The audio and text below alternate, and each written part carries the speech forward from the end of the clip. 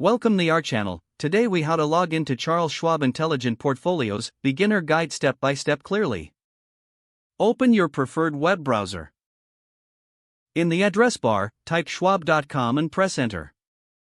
Wait for the Schwab homepage to load completely. Locate the login button at the top right corner of the page. Click on the login button. A drop-down menu will appear. Select Client Login from the menu options.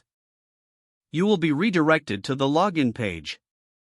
Enter your username in the provided field. After entering your username, click on the Continue button. You will now be prompted to enter your password. Type your password into the password field. Double-check your entries for accuracy. Once you have verified your username and password, click on the Login button. You may be asked to verify your identity through two-factor authentication. Follow the on-screen instructions to complete the verification process. After verification, you will be logged into your Charles Schwab account. From the account dashboard, look for the Intelligent Portfolios option.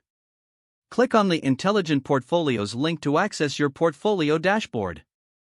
Explore the features and tools available to manage your investments. Congratulations, you are now logged into Charles Schwab Intelligent Portfolios. If the page does not load, refresh the browser or try again in a private or incognito window. Make sure you are using the correct email address, then retype it carefully to avoid small typos. If your password is not accepted, use the reset option and create a new strong password you can remember. Check your spam folder for verification or security emails, then complete any requested confirmation steps. Enable two-factor authentication if available to improve account security and reduce unauthorized access risk. After signing in, review your profile details so your contact information and settings are accurate and current. If you see an error message, note it down and try again after restarting your device and internet connection.